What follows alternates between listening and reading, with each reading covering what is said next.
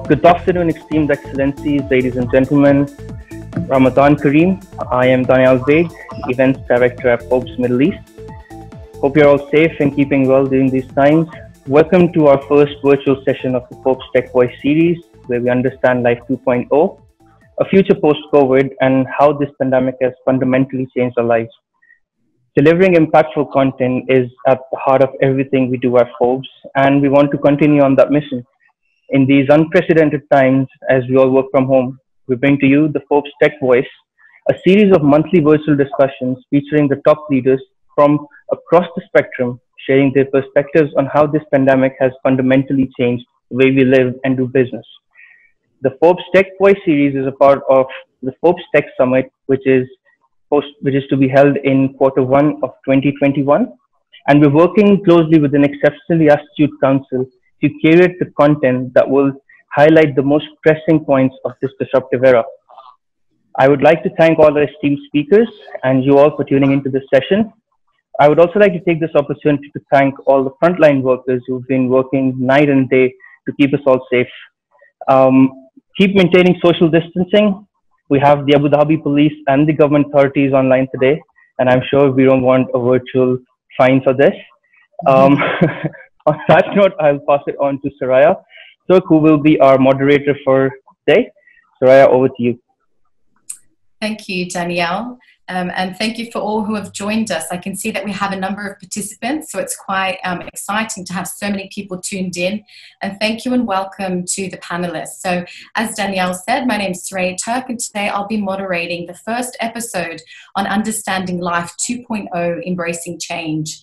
But for those of you who have taken the time from work to be with us today, I expect that the webinar will last for a little bit over an hour. So we will have an hour speaking time with about 10 to 15 minutes of Q&A at the end of the discussion. So for those who are tuning in today, if you do have any questions that are specific for the panelists, please do enter into the chat box your questions and we'll do our best to address those today towards the end of the webinar. So I hope that's clear for everybody. Let's begin. So the current global pandemic, COVID-19, an unprecedented health crisis, has without a doubt challenged, tried and tested the resilience, the adaptability and capability of countries and governments globally in responding to the health crisis.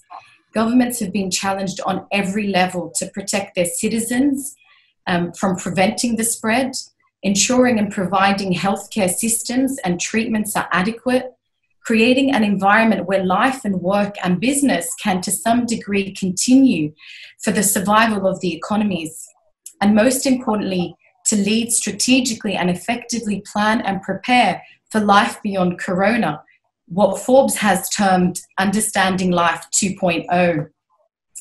Corona has to some degree proven to be a process of almost a natural selection and forced governments and people to embrace change and adapt. And the most significant of these changes and adaptations is what we can see very clearly today, the embracing of technology and the acceleration of digital transformation across all sectors and industries.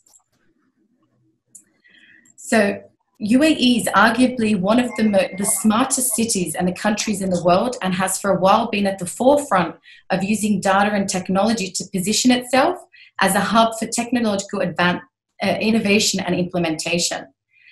But how exactly did the UAE respond and manage to the Corona crisis with the use of technology and infrastructure?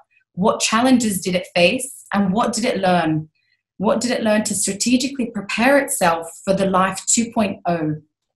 So today, in today's webinar, we will delve into a discussion with our four esteemed speakers representing different industries and various levels of government.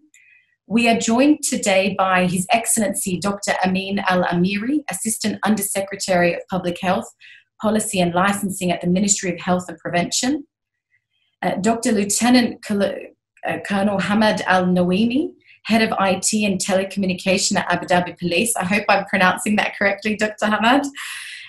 Dr. Mohammad Khaled, Head of Strategic Transformation Program at Group 42, which is an Abu Dhabi-based artificial intelligence and cloud computing company, which is uniquely positioned in the national ecosystem to develop and deploy a holistic and scalable AI solution. And last but not least, Ms. Zeina Al-Kaissi, Chief Digital Officer of Smart Dubai. Most people on this will know Smart Dubai, but if you're tuning in from overseas, Smart Dubai is the government office charged with facilitating Dubai's citywide smart transformation to empower, deliver, and promote an efficient, seamless, safe, and impactful experience for those resident and visitors in Dubai. So without further ado, let us take a closer look from our speakers today. I'd like to begin with His Excellency Dr. Ameeri, Ministry of Health and Prevention. The corona crisis is clearly a health crisis, and the most immediate and priority was to contain and to prevent the spread, to ultimately preserve life.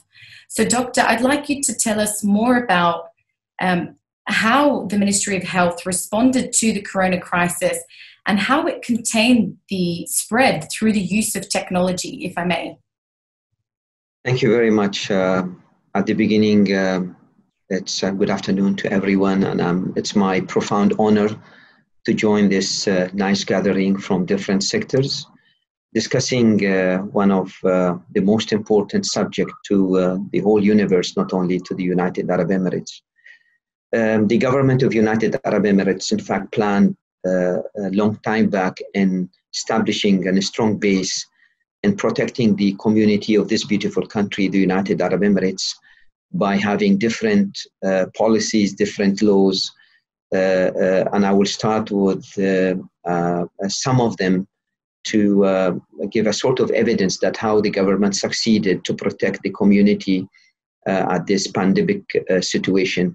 The first thing that we were the first country in the region that we started to have a sort of the strong strategic management with the pharma industry here in the UAE, that those 25 international companies for pharma industry, which they have the logistic hub mainly in Dubai and Abu Dhabi, that we signed an MOU and agreements with them to have 30% of their stock to be reserved for the government of UAE and to be renewed to avoid the expiration of those items, either medicines or medical instruments.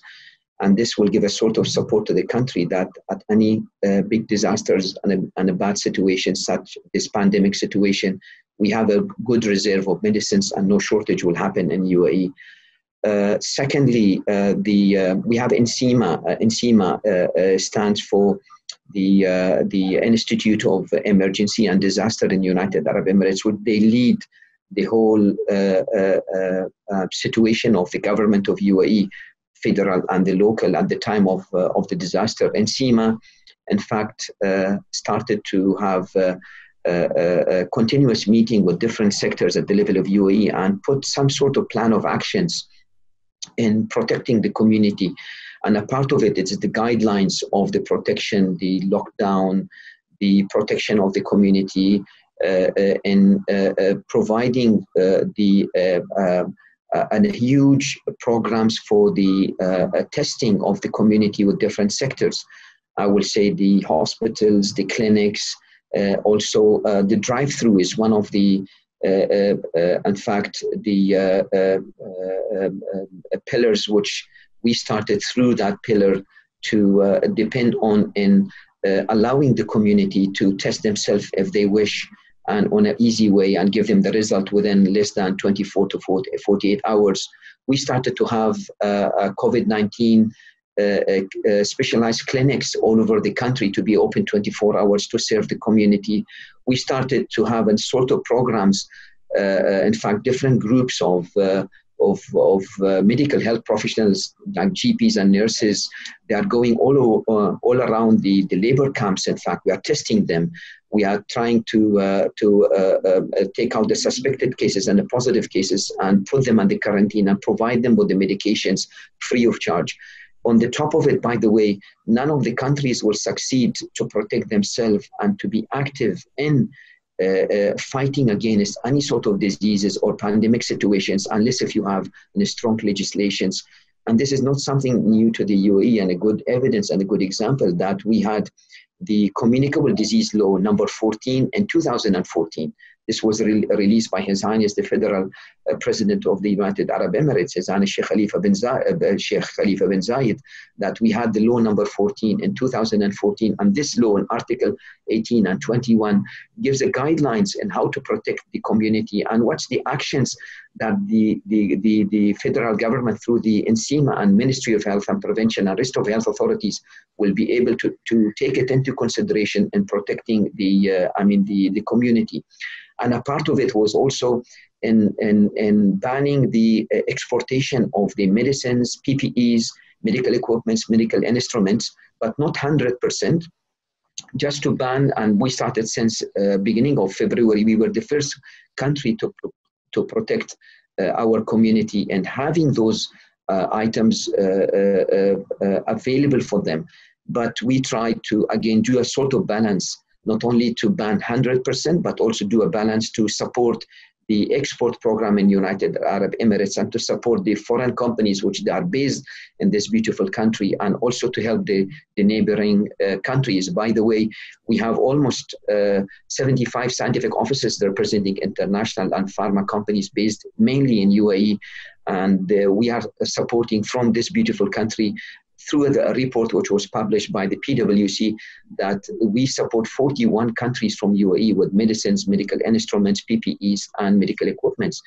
And therefore, if we were banning 100% export of those items to the rest of the countries, 41 countries could suffer. But we started to open the door for export and allow and to do a sort of balancing to make sure that the quantity which will be exported on the other side, double or triple quantity will be reserved for the need of the United Arab Emirates.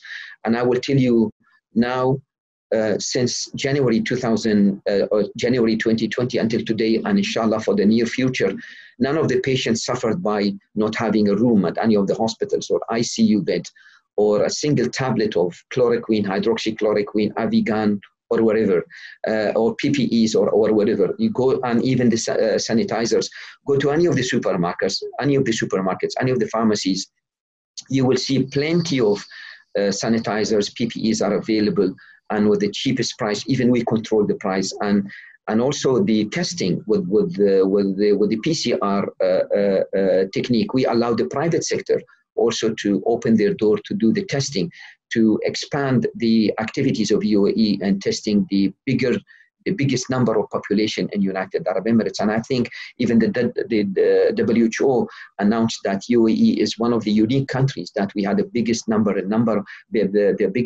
testing the people among the UAE community. Those are in fast, some of the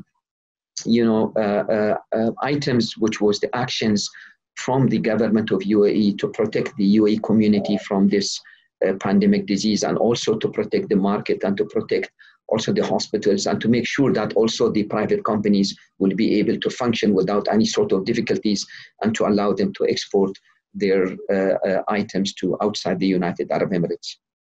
Dr. Amin, it sounds like the policies, the practices that were implemented were very robust, and they were certainly fair both to businesses and to the community at large. Can you tell us a little bit more now about the use of technology?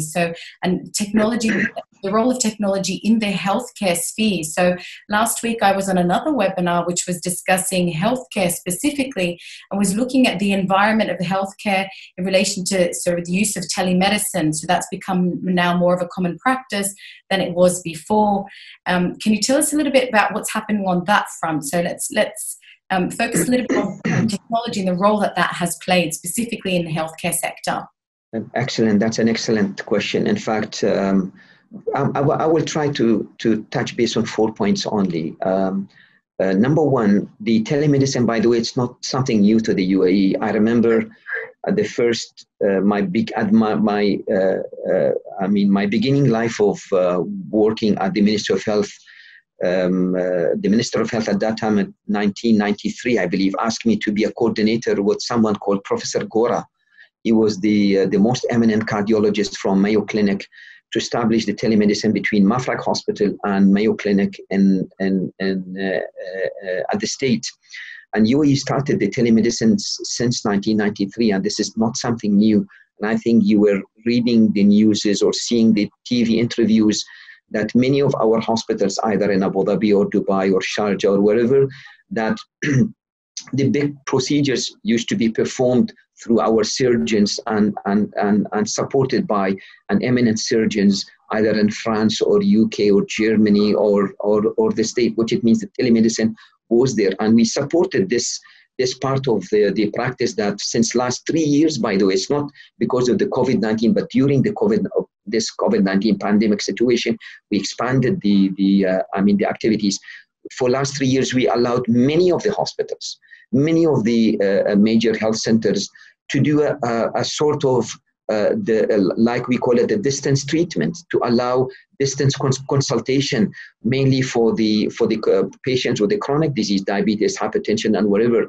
And we allow them, even testing will be done by distance, and the results goes to the system through the IT technology, and the prescription of the medicine goes automatically to the system. And therefore the telemedicine or the distance treatment was implemented actively for last 3 years. It's not because of the pandemic, but during the pandemic this was expanded. Number two, we allowed even the majority, or I can say all the hospitals, governmental and private, and even the private pharmacies, that we don't wanted any single patient to go and visit any of the pharmacies all over the entire country. And we gave them the permission that you can prescribe for any of the patients for 3 months, and it goes to the system on the website through our HIE system, which health information system.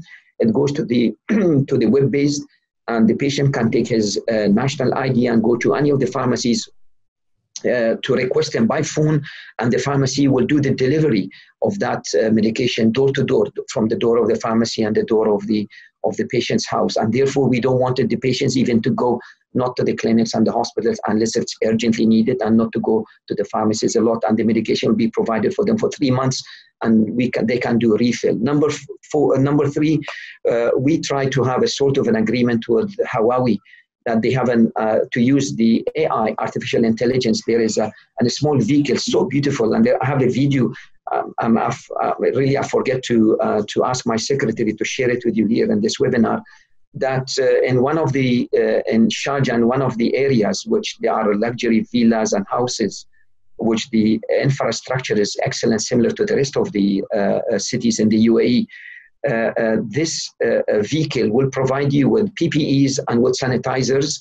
You just need to give an order online, and the vehicle will move from the center, and it will drop through the Google, will drop the PPEs and the sanitizers next to your door. You can just open your door, and the window of the vehicle will open.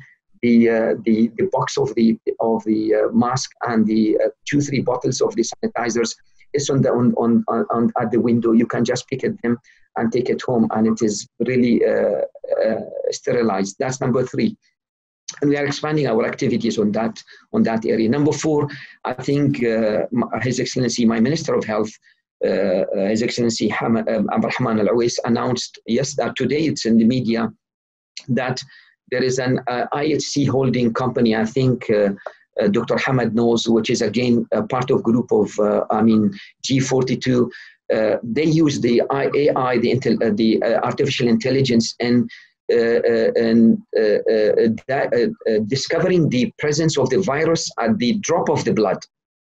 Usually, if we want to do the PCR test, we have to do the RNA extraction from the blood, and this RNA of the virus will be tested, and the test will take on the machine. It takes minimum 4 hours, and to do a bulk number of the test for people, it takes maybe 48 or 72 hours. But here, with this new technology, we can tell you in 1 minute and in 85% accuracy, and that the virus, it's present in that drop of the blood.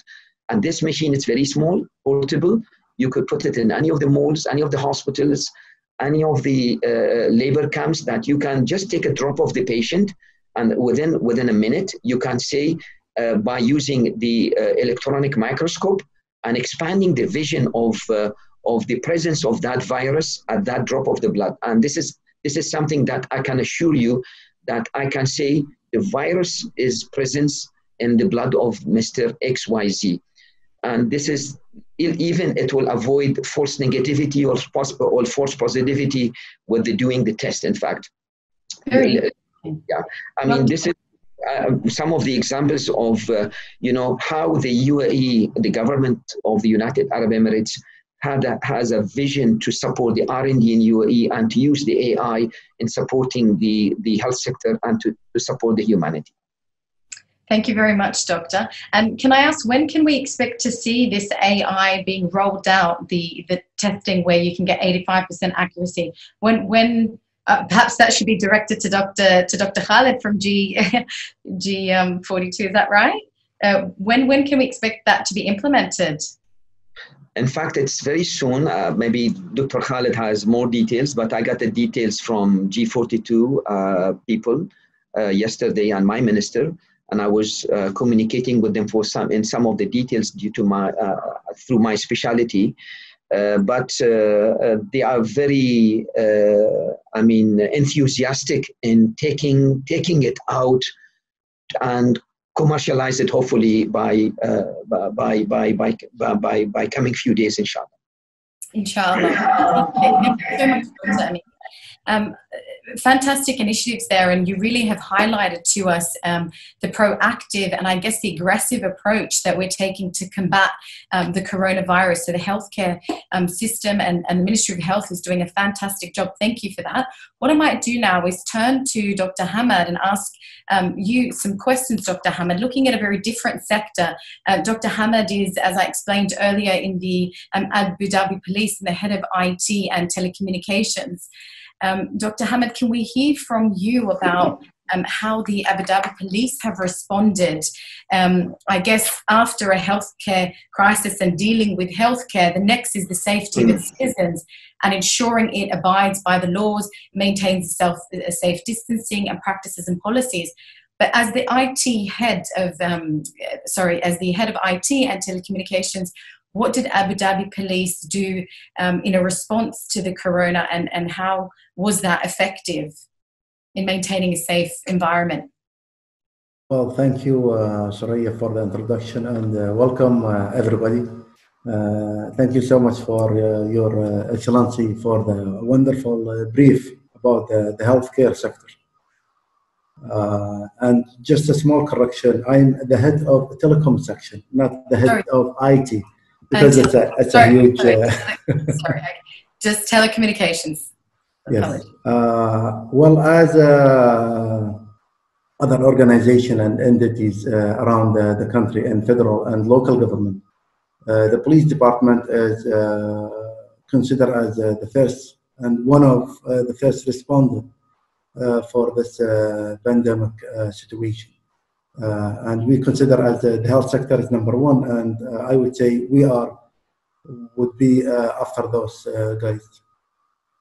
The reaction for that situation as a police department and a law enforcement organization, it's whatever the government and SEMA, as what His Excellency mentioned, whenever they set rule and policies for the quarantine timing. So this is when it comes into the police department to activate the law and the policy. From the IT perspective, I would say we did a wonderful job. And I mentioned 2 days ago at one of the webinars that Abu Dhabi, as the capital of United Arab Emirates, and even most of the big cities around the UAE, has the most important infrastructure and the telecommunication part on the region. So this would help us to just move into the digitalization. And working from home wasn't a big issue. And we can see how the Ministry of Education had just finishing the semester and this year with a successful results and productivity from either the staff and the students. From an IT perspective as well, I would say in Abu Dhabi Police, we are working too hard to make the society safe and secure. It had an extra job that we got during the COVID-19 situation. As you know, so the quarantine time started from 10 until 6, and now it's from 8 until 6. So there got to be more patrol cars and more police enforcement around the city to make it secure. I guess it's everybody's issue and everybody's responsibility, as what His Highness Sheikh Mohammad, the ruler of Abu Dhabi, just mentioned 2 days ago, that this responsibility got to be delivered to all the citizens and all the residents who are living in this country. Everybody got to take the responsibility to understand that we are facing this not as a government, but as everyone who lives in this country. Dr. Hamad, I'm just going to pick up on a point that you mentioned in terms of the UAE or Abu Dhabi in particular having the telecommunication infrastructure. Can you tell us a little bit more about the telecommunication infrastructure and what you think is its success has really been during this coronavirus and helping to support you and the Abu Dhabi police force carry out its tasks? Well, the telecommunication or infrastructure based in Abu Dhabi and in Abu Dhabi Police, we've been working for almost 3 years into providing our own network and infrastructures around the city of Abu Dhabi, starting from the western region, Al Dhafra and Al Ain, all the way to Dubai. In this case, we established and started our LTE network, which is going to be the future of the police work. So it's got to be a data and a voice, and instead of using the old system which is currently used in the police enforcement, the Tetra system and the Tetra radios. So the LTE network, it's coming soon, and this would support help the police enforcement to get the work done easy.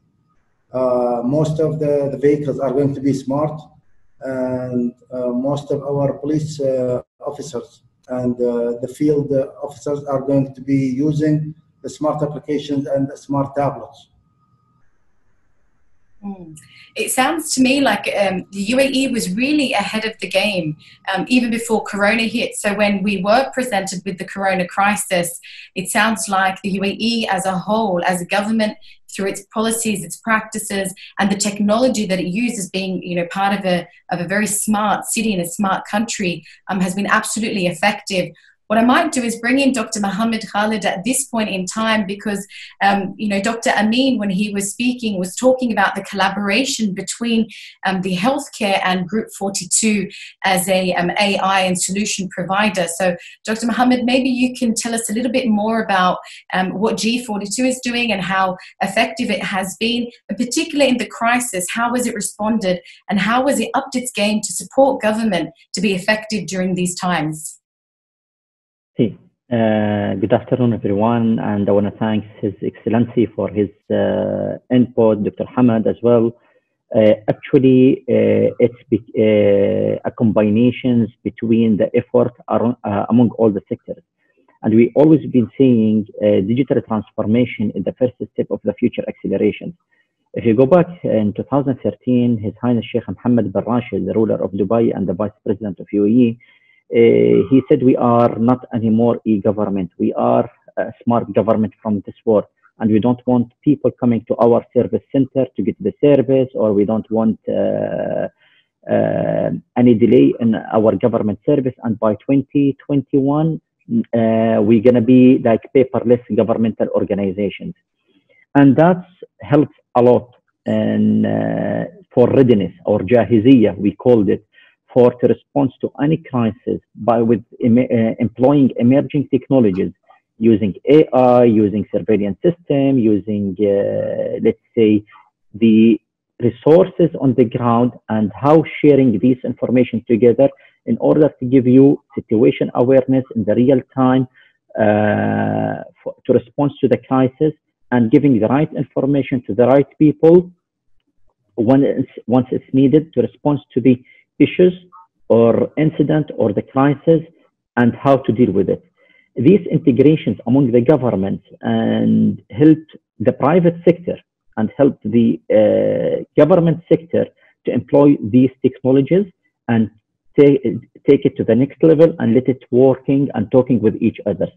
That's why you find the percentage of safety of the citizens or residents in the UAE is the highest, because as His Excellency Dr. Amin, what he mentioned, the drive-through that's been done for the swab test, it's an innovative by itself. But how long it takes us to deploy it from the agencies? It takes less than a week to deploy it. Why? Because the technology is there, integration is there, but the site work that was remaining and get it ready within days. And if you go to the site hospitals across the UAE, or let's say the drive-through test, within 10 days, all the UAE were deployed with these tests and connected, integrated in the back-end system with the employing the technology and readiness of the LTE, which Dr. Hamad has highlighted. That's why we called it digital transformation is the first step of the future acceleration. And now we are having the return of investment, which is the government already deployed it earlier. We are working from home. Our business operation is not be stopped. Exactly. Thank you so much, Dr. Khaled, for your input.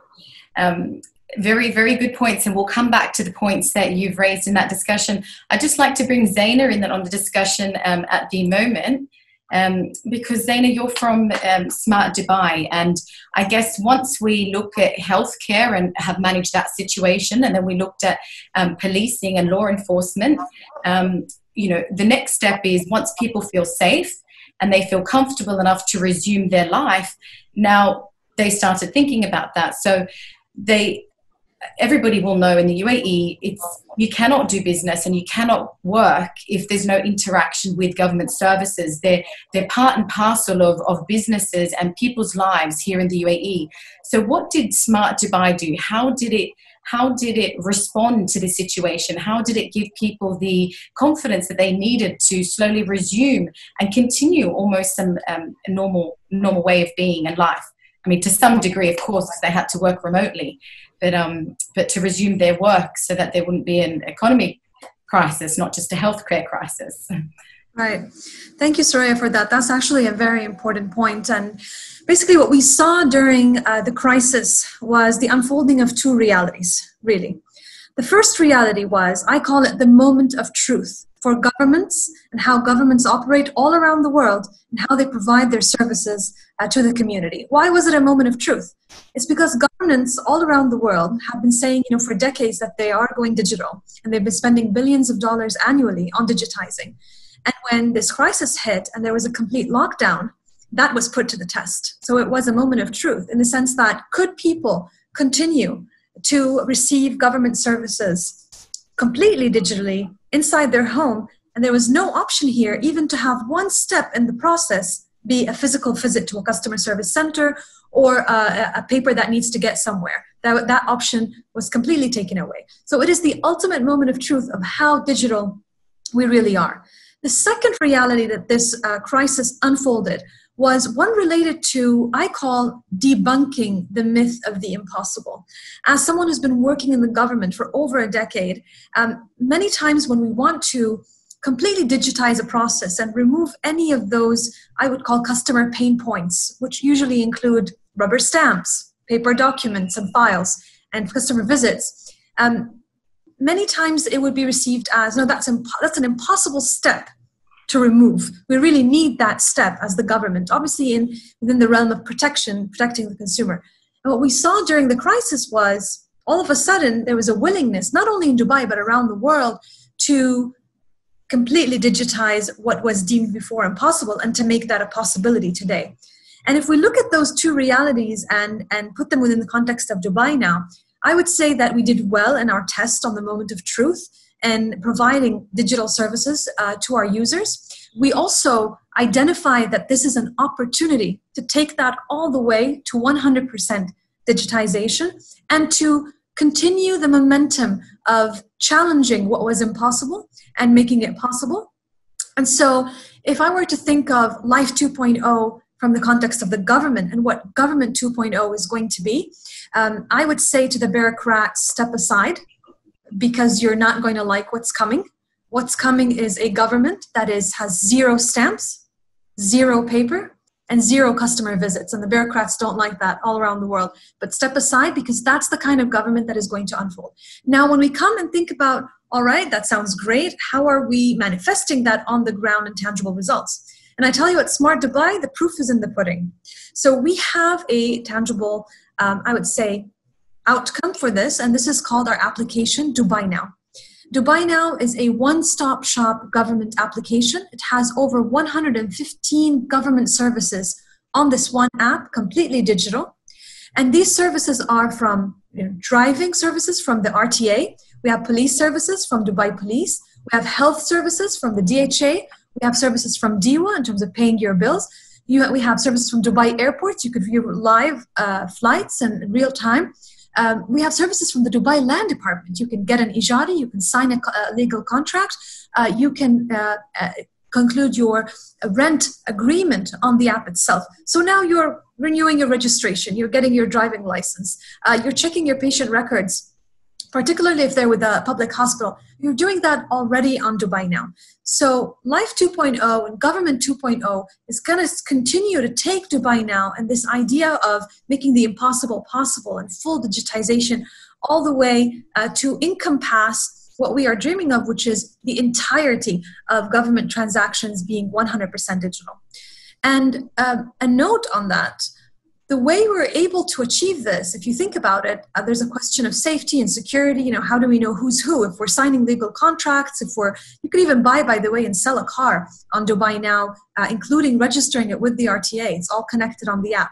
So the question of security here is obviously important, and it's going to be one of those things that bureaucrats typically hold on to as the last straw when they say we can't digitize that and we need a paper document and we need you to come with a file of 3 copies of your Emirates ID and 4 copies of your residency and this and that. Basically, Uae Pass is our digital identity. I say our because it was born in Smart Dubai, but it was a collaboration between Smart Dubai and the Telecommunication Regulatory Authority together, creating the first of its kind digital identity that is going to be used and is being used today on Dubai Now to continue to unlock the last mile, the last tough mile. And it's nationwide. It's a tool that is being used nationwide across the Emirates, not just in Dubai. And this is where we're going to see how we're going to inspire Life 2.0 and Government 2.0 from the government context and the service context. Right, so we have big ambitions, and Smart Dubai has been already having these deliverables before the crisis, but the crisis has really accelerated the way for us to take that forward. Thank you, Zeina. And it's inspiring to hear. It's actually quite exciting because I think, people often speak about it and you do see it in the news and we do see on the ground that there is some transformation happening. But it's very exciting to see really what the future holds and, as you rightly put it, what this Life 2.0 is going to look like. So I think exciting times ahead, but as you say, the bureaucrats aren't going to be happy about that. But let's see. I think the world, though, will be looking at the UAE and Dubai and Smart Dubai in particular to really see how can we effectively and successfully implement exactly what you've said it will attempt to do in the coming years. But look, nothing is without its challenges. Nothing is without its challenges, and particularly technology. So albeit if COVID has accelerated the adoption and the need to embrace change and digital transformation, and it has done so significantly, it's still a novelty, and it's still something that is not the new norm, if we can put it that way. Although there has been that term flying around so often about, the way of life, is this the new norm? At this stage, Smart Dubai has great aspirations, and we know there's no doubt that it won't fulfill those. But what are the challenges you can see that you've either seen already or preempt that you will see? Because technology is always that way, and it really is a balancing of implementing technology, but as well as balancing the privacy, the security, and the well-being of the users and the people that are in the ecosystem. So can you talk to us a little bit about the challenges and how Smart Dubai will overcome those? Right. So Suraya, actually, I'm going to touch first on that comment you made when you're asking this question. You said the world is looking to see what Dubai is going to do, and we really feel that responsibility. Dubai has always been an ambitious leader in all the fields under the aspirations of His Highness Sheikh Mohammad bin Rashid. And so at Smart Dubai last year, we were actually invited to speak at the World Bank on this topic, and the Director General of Smart Dubai, Her Excellency Dr. Aisha bin Bishop, in fact spoke to the World Bank community right in Washington, D.C., and to the hundreds that streamed online to hear. The question was, what is Dubai now? What is Government 2.0? Well, how did you come up with the concept of a one-stop shop for government with all the services digital? Because this is a novel concept. So the world is looking. The other experience we had last year was at South by Southwest. If you know about it, this is one of the largest technology festivals globally. And we won there the Best Smart City Award, and we were up against giants like KLM and Alibaba.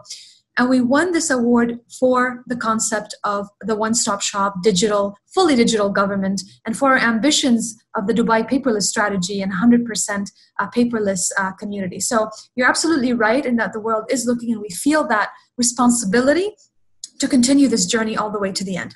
Now, obviously, this journey, as you said, will have its challenges, and it does have its challenges. But I'll go back to that point I made initially when I said the moment of truth and the test, and how did Dubai do on that test?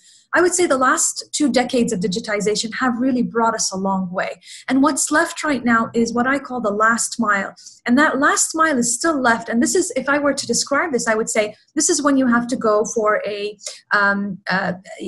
particular court case where you really need to be there in person, and that's still not necessarily completely digital yet. Or if you needed to test your vehicle or do your eye test. So those physical interactions, I call them the last mile. But with emerging technology, we can even close that last mile gap. And so that last mile is typically much more difficult than the first miles, right? The first, paying a bill or checking a medical record online, or that's the first. I would call these the first mile because that's data integration and just payment transactions, which all around the world have come a long way. The last mile is difficult because of its nature, because there has to be a maximum security involved in terms of who's doing what and how and where.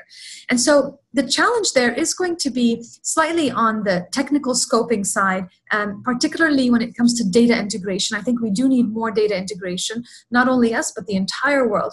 The good news is that Smart Dubai, to support and enable a data ecosystem and more data integration, we have issued what we call the Dubai Data Law. And we've also issued a set of data policies. So law and governance are not standing in anyone's way. It's just really taking the measures to close the gap on the last mile. So I would say data integration is one. Number 2, it is the push to re-engineer the processes that exist, not only to digitize them. So never take an existing physical process and stamp it onto an app on a website. Websites and apps that have upload these documents and go stamp it and then scan it and upload it, that's not digitization. And so wherever that is still remaining, we want to close that gap. But the good news is there's not much left of that. So that is what keeping us ahead of the game from other cities all around the world. And the third component, I would say, or challenge here is adoption from the community. So you'd think that that's probably, easy because Dubai has a young and tech-savvy community, but yet there's a big shift that has to happen from trust us, this is really easier. A lot of people have done that already because I'm happy to say that Dubai now has over 1.5 billion dirhams in transactions annually. So we close over 100 million dirhams of transactions every month. So what that tells us is our users want to use a one-stop shop because, by the way, they have options to go to all the other 100 plus applications that are there to pay their fines and bills and complete their transactions. But they're coming to that one-stop shop because they like the fact that they don't have to download 100 more, and the fact that we are always re-engineering the processes in this particular app. And so the the citizen and resident of Dubai is a discerning customer that is used to one app for all of their hotel bookings, one app for all of their flight bookings, one app for all of their food. They're used to everything coming to their door. That's Dubai, right? It's high quality of life. And so we want the government to be not only equal to the private sector and how it focuses on customer centricity, but to actually even dream to be beyond in terms of what it can offer. And this is along that path. So adoption will still be, our users want this and are using it, but we want to go all the way in terms of encompassing the entire community with all of its diversity. And so that is, I would say that's a challenge on us to navigate as well. Definitely. Thank you, Zeina. That was very insightful. I mean, there's not much more I really need to add to what you said. You said it quite succinctly and very clearly about how all the measures that it's going to take and really how ambitious Smart Dubai is being. I want to bring in Dr. Amin at this point because what Zeina was talking about is very much government services.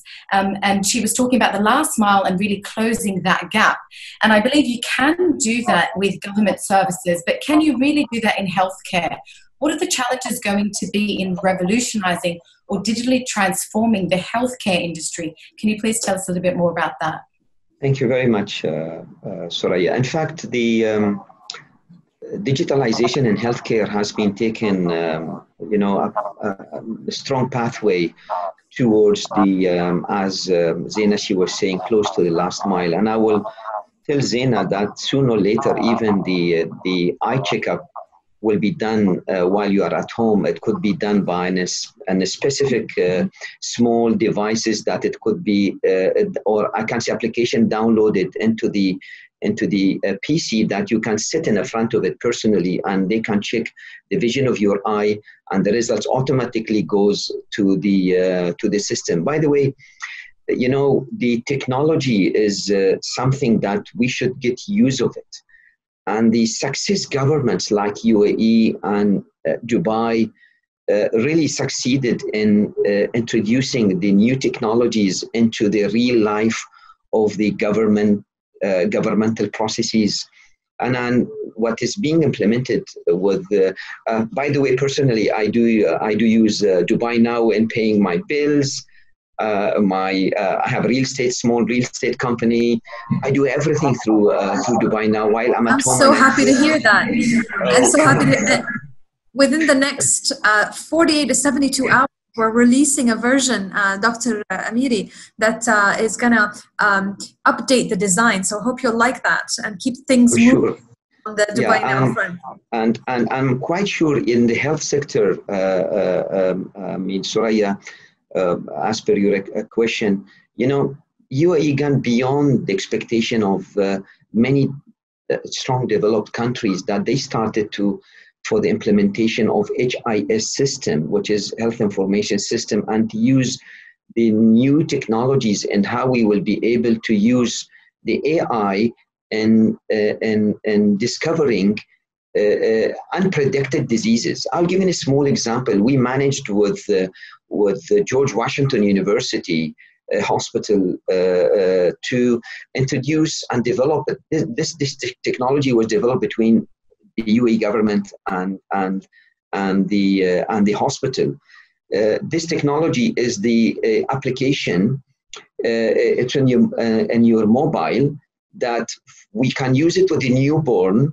In few minutes, we can define if this newborn could expose to get any of sort of hereditary diseases, and we can predict this thing, and we can help in giving the proper medication to that newborn and protecting him to get that disease at the near future. HIS system is one of it. And I'm quite sure you heard that we are working and merging the HIS system between Ministry of Health, Dubai Health Authority, and Abu Dhabi Health Department, that each single patient to have one file. And then we will be able to provide the healthcare services to the chronic patients, patients with the chronic disease while they are at home. And then they can use the smart application in testing their blood test, the blood pressure and everything By the way, personally, I signed an MOU with a company called Servier to use the AI technology that in a small device, it's a small size, by the way, it's almost 6 centimeters. It's a small device. We can fix it below the skin and below the chest, that we can give the device can study the level of the sugar for diabetic patient type 2, and to inject the medication to his body. He doesn't need to take pills. And we signed the MOU that UAE will be the first country to have this device in UAE called Etika 650. I still remember the name of the device. And despite that, we are using smart application in helping even the mothers. I can show you, this is a smart application called Mohab. I think it's clear, called Mohab. You can download it, and you have 4 features. And those features, by the way, you can define the name of the drug, what is the price, the active ingredients, the manufacturer, everything. And you can order it, by the way, while you are at home. You can do a body mass index while you are at home through using this application. Even if you are a mother or a father, you are searching for a pediatrician for your child, you can find out who's the best pediatrician, what is his qualification, where he works, what is his number, what is his address, and where is the nearest hospital next to your door, what's the nearest clinics. By using those new technologies, really we are trying to help the people. And the life became so easy for the people who lives in the UAE, because everything is online, everything in a smart application. As Zeina was saying, we are trying to narrow the last mile as possible by using the strategic partnership with the international companies, either they are based in UAE or they are based abroad, and to make sure that how we will be able to host their new technologies and to be brought to the UAE, and to make sure that we will be the hosting country, and we will be the shareholders even with them. And this is the will of now the new government of the UAE, that to have like a shareholders in a big IT companies and big AI companies, and to make sure that they have to have a base in United Arab Emirates. I don't want to go farther. We have a lot of things, either in our ministry or Department of Health Dubai, or in the Abu Dhabi Department of Health. But I found those are the most important that to be touched upon. Thank you, Your Excellency. No, there were definitely very positive points, and as you say, demonstrate how far and how advanced UAE is really. So it's not just from government services. I mean, what Zeina touched on, it really is in the healthcare space, and there's a lot more to come, which is fantastic. I guess one of the points that Zeina touched on, though, is even though you've got those systems and the use of technology, people need to trust those. So do you think that now post-corona and the effective use of technology and how far the government has really come, that people are likely to trust the system? Because I know when we speak about AI, that's still such a scary word for some people. It's so advanced. They feel like it's so technologically advanced. If AI is going to take over a lot of the procedures that was once conducted by doctors or in hospitals, or now no longer need to go and physically see somebody. How do we break that down, and how do we encourage people to trust the system, trust the processes, and trust the technology? I think the trial and the experience will lead everyone to trust those technologies. I think this COVID-19 pandemic, although it's something very bad, which a lot of people suffered and a lot of countries suffered, but I think this pandemic took us to trust the technology, took us to really use the AI in covering the need of the people with regard, if it's in education and health and technology and industry and different fields. I think now mainly the patients with the chronic disease, they are in a position to tell us their experience, because really they are at home. they are able to test the level of their blood sugar, their blood pressure. They are able to do the level of the cholesterol in their blood, and different type of the test are part of the CBC, which is the total blood count. Many of the tests now is being performed by using the smart application, which is downloaded on the mobile. What you need is just a drop of your blood and connect it to the device. There is a small device that you can connect to it. And I think we will learn a lot. We are learning a lot now at this time, and we will come up with many of the solutions which I'm quite sure it will support the humanity, it supports the patients, and it will allow the people to get benefit from AI and the new technologies by distance. I can say distance management. Today, I can say 98% of my staff, they are working at home, by the way, 98%. And those staff are, by the way, health professionals, and they have technical issues and technical things that they have to do. And it needs something of some of the practical things. I will give an example. I have many of the inspectors that they have to inspect factories, hospitals, and pharmacies, and they are doing it by using artificial intelligence. By distance, we have special cameras connected to their mobile application. They can look at your clinic, Suraya, what you are doing, and we have an application that will find out if you are licensed or not, your clinic is licensed or not, and who is in your clinic, they are sitting in the distance or not, is infection control are in place. Everything is being controlled by distance. I mean, this is a good example that really the UAE are using the technologies, and we succeeded to do that because, by the way, this is not something that happened in January at the time of the COVID-19 pandemic. This is pre-planned long time back, by the way. It's planned, I can say, 10 years back. It really is demonstrated leadership and foresight, hasn't it? Yes, now we are benefiting of seeds which has been planted 10 years back. Fantastic. Absolutely brilliant. I think what you've said there really goes a long way to encouraging and putting the community at large to trust in the system. As you said, the results will speak for itself. I might bring in Dr. Mohammad Khaled at this point, given that Dr. Khaled works with AI and providing solutions to the national ecosystem.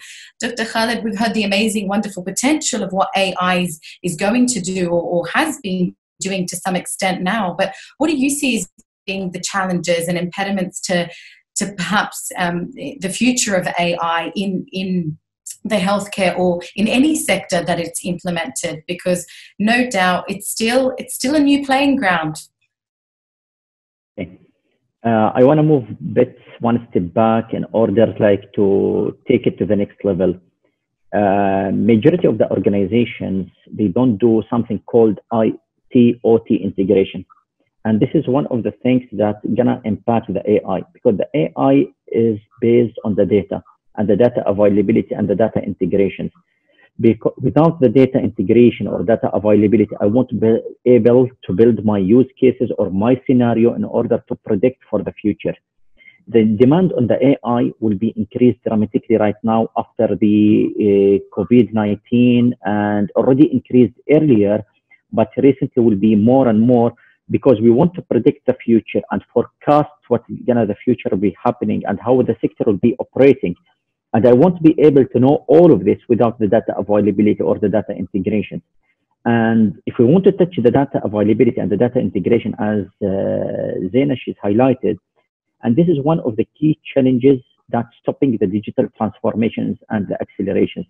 So that's why I'm focusing, and a lot of focus from the government industry to integrate the IT with the OT network or the operational technology, such as the medical test machines, let's say, for example, IoT technologies with the IT integrations, in order, when the certain function being requested or want to be executed or I want to capture the data, I'll be able to take it aggregated, correlated, and have it for the situation awareness and planning for the future. So AI is based on the data and the data availability. And if you want to take a small example, which is His Excellency just he mentioned, 98% of his resources working from home, and they are medical professionals. That because of the IT and the OT integrations. And that's why the system is helping on that. For me, or let's say anyone who would like to apply AI solutions, it will be applied easily because again, take collective data from OT network, from IT network, from surveillance system, let's say from the telecommunication system. So, and it's coming to me in one platform. I just want to highlight one small example. If you go back to February, Emirates Nuclear Energy Corporation, they announced the first nuclear power plant in the Middle East or in the region. I want to highlight, this power ENIC is the first digital ENIC or nuclear power plant in the world, and because it's completely digital. That's why you'll find ENIC every day they are working and announcing, and they won't suffer any issues. That we called it readiness in terms of the data availability. So this is like, make it in short, in summary, how the future of AI and what we need from the AI in order to make it more productive, especially when the organizations, they are operating with two kinds of network, IT network and the OT network. Thank you, Dr. Khaled. I guess Dr. Amin and Zeina, you would have to agree. Would you agree with what Dr. Khaled is saying about the data availability and how that informs the AI? What's your position on that? Sure, the data is very important. I mean, data analysis is very important to help the proper implementation of AI. I do agree with Dr. Mohammad Khaled. Fantastic, thank you. I might just bring Dr. Hamad in at this point. Oh, sorry, Zeina, go on. Sorry. I was responding to the question on data, and I wanted to show an actual example that we have live. DubaiPulse.ae is Smart Dubai's open data platform for anyone to access over 400 data sets that are classified as open data sets. And we have a data governance effort in place today that works collaboratively with the government organizations to identify their data sets, classify them, and if they are open, add them to Dubai Pulse, and if they are shared, then to share them between the government in G2G, between the companies that require them, and if they are closed, then to keep them closed within safe parameters. So data governance, data is the fuel of AI. So absolutely agree with Dr. Khaled and what he's saying, but it needs a champion, a central champion, and that's what we're doing in Dubai, and hopefully these efforts can also be spread beyond Dubai Emirates. I want to highlight one point, Zeina. Thank you very much for this raising point up. Let's take it as like best practices for deployment. Majority, or let's say 90% of the organizations, I don't want to say government or private, let's take it from the enterprise or organizations, they do data classification when they want to do data leakage prevention solution, and they do the data classification on the document level, PowerPoint, Word, and Excel, or any document they're going to use it. But in the data set itself, they don't do the data classification, and that leads to delay of digitization as well as the implementation of the AI. Because if assume I want to integrate with, for example, let's say company A and B, and the company A and they want to depend on the certain set of data, and I want to show it into the public. I want to be able, because sorry, this data is, if you're going to compromise, the corporate will be compromised, because there is no data classification on the data set itself, as well as security control on that. So I totally agree with Zeina, and thanks for reminding me for this point to highlight it up as well. Thank you very much, Dr. Khaled and Zeina. That was very insightful. Dr. Hamad, I want to bring you into the conversation at this point. I think we're very clear on what Life 2.0 looks like in the healthcare sector, for the government services, Smart Dubai. We've looked at what are some of the challenges in terms of data accessibility, availability, and the use of that with the AI technologies.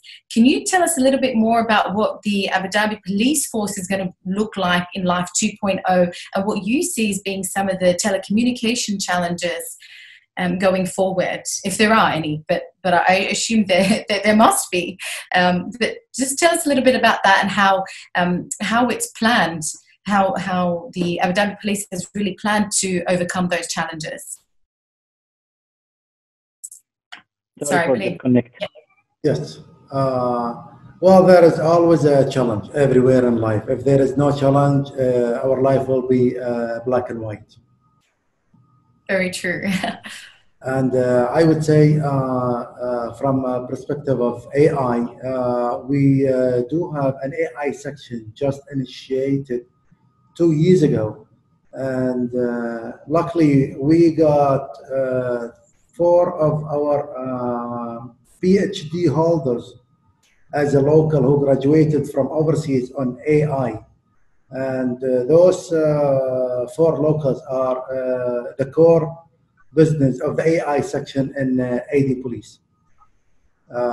They are working very hard, and since the COVID-19 occurred, they've been working an extra hours from home and on premises, on offices. You heard lately about keeping distance between vehicles in Abu Dhabi streets, just to make it safe and secure. So the keeping distance between the vehicles in Abu Dhabi, it's initiated, and an idea was built from the AI section. And I guess they are doing more toward providing services to the public sectors and the society. As what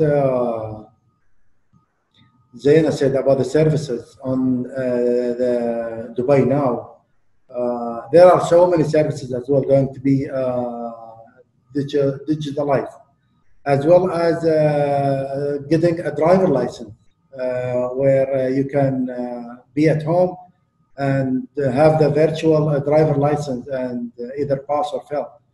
This is where we need to take care of the customer and the client, as well as we do have some services for the employees themselves as well, because not everything is going to be for the clients, or indeed it's going to be like 95%, but at least our employees and our organization staff need to have some services as well.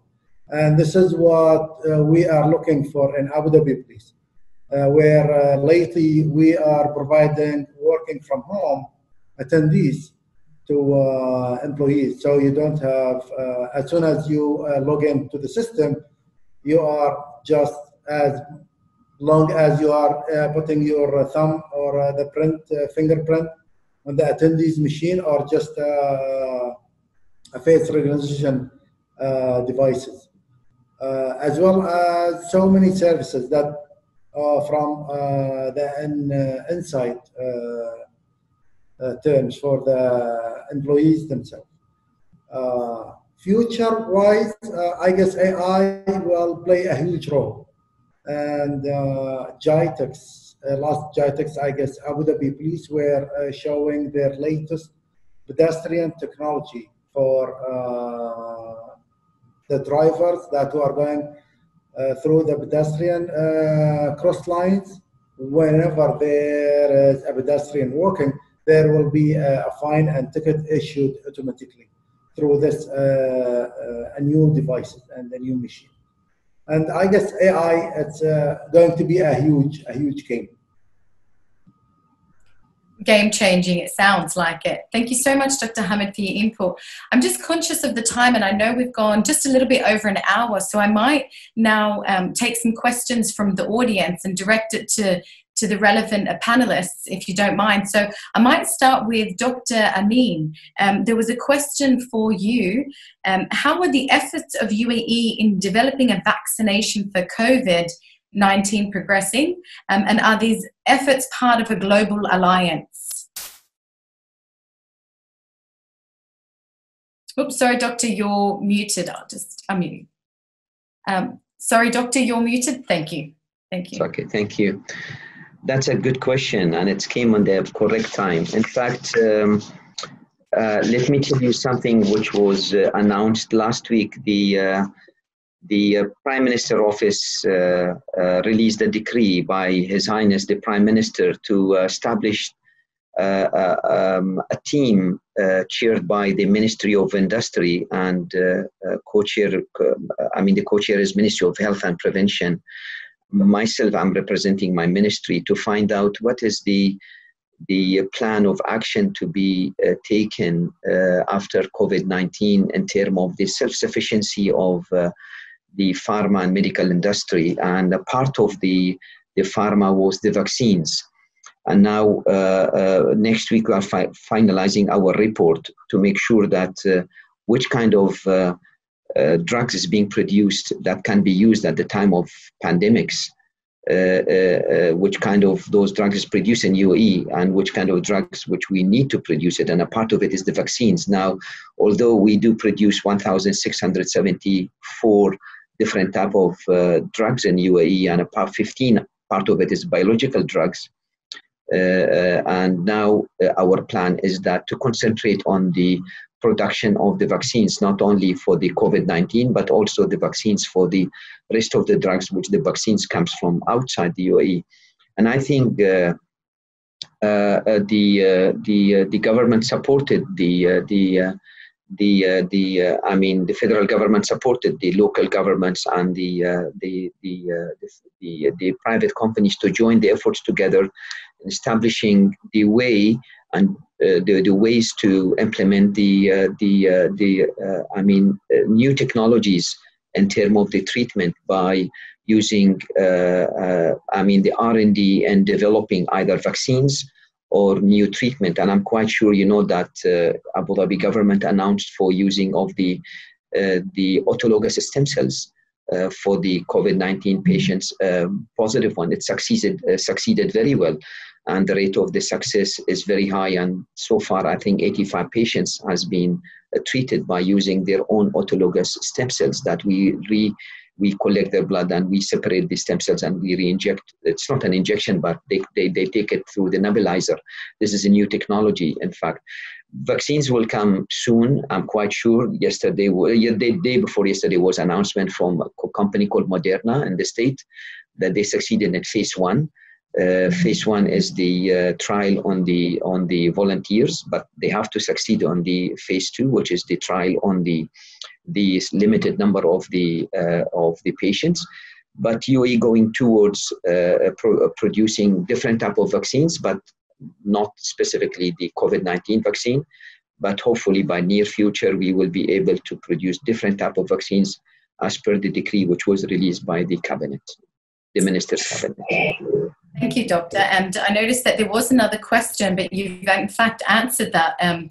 So one of the participants asked that there was a notable decrease, which was very positive, in the number of cured cases. So it seems that it was probably the stem cell initiative that really supported and, as you said, decreased those numbers. So I guess UAE and the healthcare has really done some great work in that regard.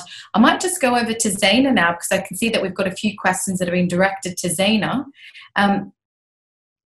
Zeina, how can we put our digital services as a private organization on Dubai Now? And how can we use Uae Pass as a private organization? Right, so actually that's a good question, because we do support digital entrepreneurs and startups, and we have on Dubai Now today, if a journey, a service by the government in a journey requires steps that are not provided by the government. Like, for example, when you want to renew your car registration, you need to have renewed insurance. Now, the government doesn't provide renewed insurance, but the private sector does. So in that example, we have added a tech startup called Yalla Compare. In housing, we have a full journey there about finding a house, moving to a new house, but the government doesn't offer services for cleaning, fixing inside the house. So we've partnered with a startup called Mr. Usta and added them onto Dubai Now. So if your business complements a journey to complete the cycle for the user, then we'd be happy to have a discussion and take that further. The second question around Uae Pass, absolutely, and we're working with the banks as well, first and foremost, to integrate Uae Pass so that you wouldn't have to go to the bank to sign digitally for anything, and potentially you can also get onboarded via Uae Pass to an account. So we do have efforts there, and we can have a conversation as well. You can reach out to on our website, smartdubai.ae. We have a contact email there, and we do respond to it. So provide us your information, and we'll be in touch on that. Thank you, Zeina, and I'm sure that you adequately answered that question for the person who asked. Thank you so much. I'll move on to Dr. Khaled, because there's a question here for you, Dr. Khaled, and it says, how is the collaboration done with G42? How is data collected to form the data sets for AI? And can you tell us more about how AI helped with finding faster testing methods announced last night? I believe that was announced just last night. Okay, just to make it very clear, because I'm not specialized on that launching, because that is a different team, but I'm gonna answer you within the information that I have it for that one. Any AI, depending on the data availability and the input of the information sharing with everyone. And if you remember, before we started, we were talking about digital Barza or digital council or digital initiative. We are launching it. That's because of the melting the ice between the professionals across all of them, and start sharing the ideas and opinions and thoughts. And based on that, we're gonna have like collective information to support each other in different sectors.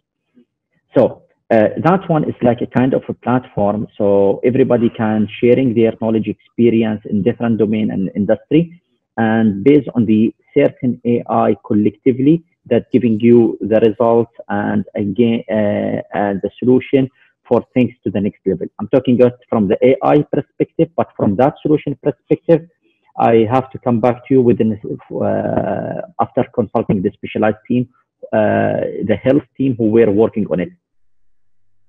What we might be able to do is ask the participants if they have any specific questions that we're not able to get through today. I'm sure if you reach out, and perhaps Daniel will give us an email to ask those questions so that we can address those separately after the webinar today, because I see that we are due to or coming to a close. But thank you very much for all of the panelists. It was a very insightful discussion. You did a fantastic job at giving great detail into how technology has really been used to combat and respond to the corona crisis. But not only that, what you've highlighted, which is absolutely outstanding, is that UAE as a government, as a country, under such excellent leadership, was so well prepared and so ahead of the game when it really came to technology, the systems, the policies, the practices, and the regulatory space. So great to hear from all the panelists. You gave us great insight to a cross sector, and thank you very much. And thank you for all the participants. I hope you found that to be insightful and enjoyable. And without further ado, I will take you to Danielle to take us to the close today. Thank you, Danielle. Thank you so much. Thank you so much, Suraya. Thank you, Your Excellency, Dr. Hamad, Zeina, Dr. Khaled. Thank you very much for taking time out of your busy schedules and having us and coming here on a call with us. I think it was a really, really insightful discussion, like Suraya mentioned as well. I would also like to thank all the participants that joined us today. We had over 500 people watching this through different streams from YouTube, from Facebook, and obviously we had live participants as well. I would also like to just inform you guys that we will be posting more about the upcoming webinars on our social media handles. So do follow us on Facebook, Twitter, Instagram. It's Forbes Middle East, and you'll find more information about the upcoming webinars. We're going to be focusing on one particular sector going forward every month. And we'll have industry experts from the region and from across different spectrums joining us.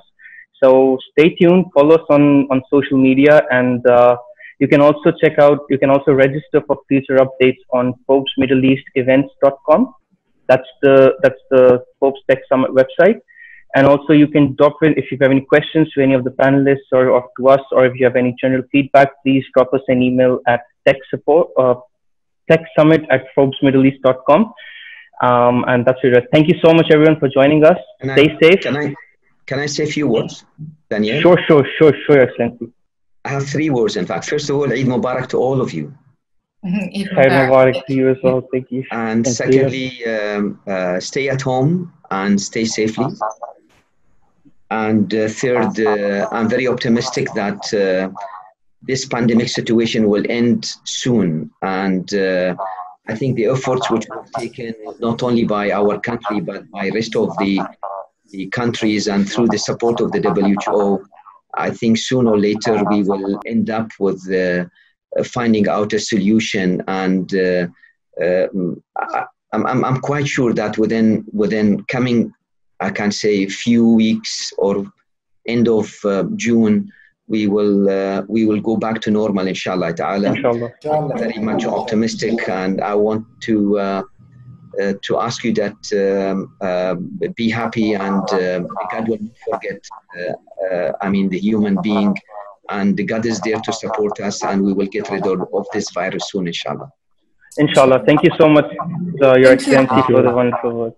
Thank you. Thank you, everyone. Thank you, panelists. Thank you, speakers. Thank you. Thank you. Have a lovely day. Stay safe. Maintain social distancing. Stay safe. Eid Mubarak.